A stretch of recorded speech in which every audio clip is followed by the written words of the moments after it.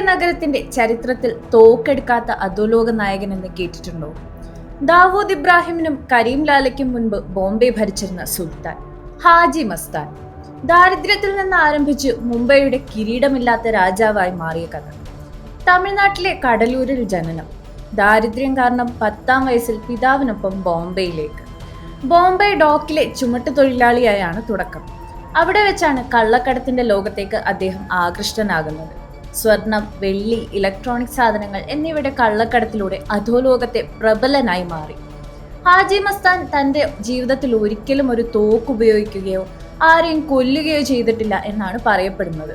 Business തന്ത്രങ്ങളിലൂടെയും നയതന്ത്രത്തിലൂടെയുമാണ് അദ്ദേഹം സാമ്രാജ്യം കെട്ടിപ്പടുത്തത്. അമിതാഭ് ബച്ചന്റെ ദീവാർ, അജയ് ദേവഗണിന്റെ once upon a time in Mumbai തുടങ്ങിയ സിനിമകൾ ഹാജി മസ്താന്റെ ജീവിതത്തെ ആസ്പദമാക്കിയാണ് നിർമ്മിച്ചിരിക്കുന്നത്.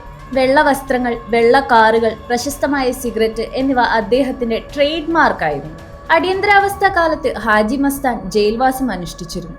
പിന്നീട് കള്ളക്കടത്ത് ഉപേക്ഷിച്ച് രാഷ്ട്രീയത്തിൽ പ്രവേശിച്ചു. ദളിത് മുസ്ലിം മൈനോറിറ്റി സുരക്ഷാ മഹാസംഘ് എന്ന പാർട്ടി രൂപീകരിച്ചു. മുംബൈയിൽ പാവപ്പെട്ടവർക്കിടയിൽ ഒരു റോബിൻഹുഡ് പരിവേഷം അദ്ദേഹത്തിനുണ്ടായിരുന്നു. 1994 അദ്ദേഹം അന്തരിച്ചു. മുംബൈ അധോലോകം മാറിയെങ്കിലും ഹാജി മസ്താൻ ഇന്നും ഒരു നിഗൂഢ ചരിത്രമായി നിലനിൽക്കുന്നു.